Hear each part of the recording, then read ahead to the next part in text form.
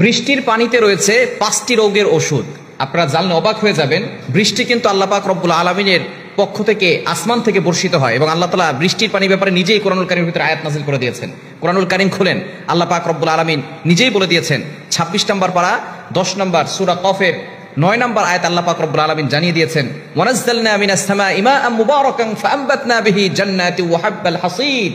আল্লাহ পাক রব্বুল আলামিন বলছেন, আসমান থেকে আমি বরকতময় পানি বর্ষণ করি তোমাদের উপরে এবং সেখান থেকেই দুনিয়াতে উৎপাদিত হয় বাগান, বিভিন্ন শস্যাদি উৎপাদিত হয় দুনিয়ার জমিনে। এবং আল্লাহ পাক রব্বুল আলামিন অন্য আয়াতে জানিয়ে দিয়েছেন, ওয়ানসালনা মিনাস সামাই মাআন তাহুরা। আসমান থেকে আল্লাহ পাক রব্বুল আলামিন পবিত্র পানি বর্ষণ করেন। এই বৃষ্টির পানির ভিতরে কিন্তু অনেক উপকার রয়েছে, এটা আমরা অনেকেই জানি না। বৃষ্টির পানি 1 নাম্বার, যখন কোনো ব্যক্তি এটাকে আবার পরিষ্কার পরিচ্ছন্ন করে ভালো করে ছেঁকে তারপরে খেতে হবে।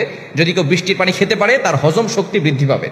সুবহানাল্লাহ বিহামদিহি। অনেকের হজম শক্তি কম, কোনো কিছু খেলে হজম হয় না, শরীর কষা হয়ে যায়, তারা বৃষ্টির পানি খাবেন। ভালো করে ছেঁকে যদি বৃষ্টির পানি আপনি খেতে পারেন, দেখবেন আপনার হজম শক্তি বৃদ্ধি পাবে। এটা আল্লাহ তাআলার পক্ষ থেকে পবিত্র পানি আল্লাহ পাক রব্বুল আলামিন মানুষের জন্য দুনিয়াতে প্রেরণ করেন। সুতরাং 1 নাম্বার হচ্ছে আপনার হজম শক্তি বাড়াবে। 2 নাম্বার হচ্ছে জটিল ও কঠিন রোগ যেটা আমাদের সমাজের ভিতরে ম্যাক্সিমাম মানুষের আছে, সেটা হচ্ছে চর্মরোগ।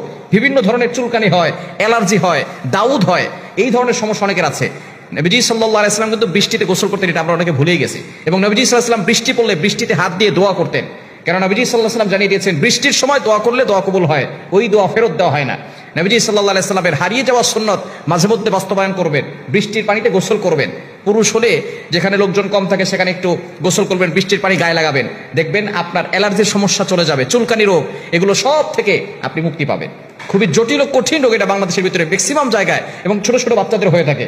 যদি ঠান্ডা লাগার আশঙ্কা না থাকে, জ্বর হওয়ার আশঙ্কা না থাকে, তাহলে আপনি অবশ্যই বৃষ্টির পানিতে গোসল করার ট্রাই করবেন, দেখবেন আপনার চর্মরোগ থেকে আপনি বাঁচতে পারবেন ইনশাআল্লাহ।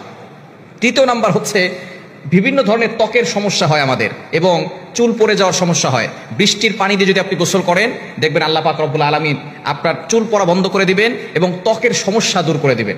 এই জন্য বৃষ্টির পানিতে মাঝে মধ্যে গোসল করবেন এবং বৃষ্টির পানি সংরক্ষণ করে ভালো করে ছেঁকে তারপরে ওই পানিগুলো খাওয়ার চেষ্টা করবেন। 4 নাম্বার হচ্ছে ক্যান্সারের যে কোষগুলো আছে এগুলো বৃষ্টির পানি নষ্ট করে দেয়। বৃষ্টির পানি যারা খায় তাদের ক্যান্সারের যে বড় রোগ তার কোষগুলো বৃষ্টির পানি নষ্ট করে দেয়। এবং 5 নাম্বার সবচেয়ে গুরুত্বপূর্ণ, সেটা হচ্ছে রোগ প্রতিরোধ ক্ষমতা বাড়ায়। আমাদের সমাজের ম্যাক্সিমাম মানুষের রোগ প্রতিরোধ ক্ষমতা কম। আমরা বিভিন্ন ধরনের মৌসুমী যে ফলগুলো আছে এই ফলগুলো খেতে চাই না, বিশেষ করে অনেকে কাঁঠাল খায় না, অনেকে তরমুজ খায় না, আম বড় পছন্দ করে। হ্যাঁ, আপনি প্রত্যেক মৌসুমের ফল কিছু না কিছু খাওয়ার চেষ্টা করবেন। একটা তরমুজও হলে আপনি খাবেন। যখন ফলের মৌসুম আসে তরমুজের একটা ফল হলেও আপনি খাওয়ার চেষ্টা করবেন। যখন কাঁঠালের মৌসুম আসে খাবেন, কেননা এটা আপনার রোগ প্রতিরোধ ক্ষমতা বাড়াবে। ঠিক তদ্রুপভাবে এই বৃষ্টির পানিও আপনার রোগ প্রতিরোধ ক্ষমতা বাড়ায়। এজন্য এই বৃষ্টির পানিটাকে সংরক্ষণ করে রাখবেন, ভালো করে ছেঁকে পরিষ্কার করে ওই পানিটা খাওয়ার ট্রাই করবেন। এবং বৃষ্টি পড়লে আপনি বৃষ্টিতে গোসল করার সুযোগ থাকলে গোসল করবেন এবং বৃষ্টির সময় আল্লাহর কাছে দোয়া করবেন। বৃষ্টির সময় দোয়া করলে আল্লাহ তাআলা এই দোয়াটা ফেরত দেন না।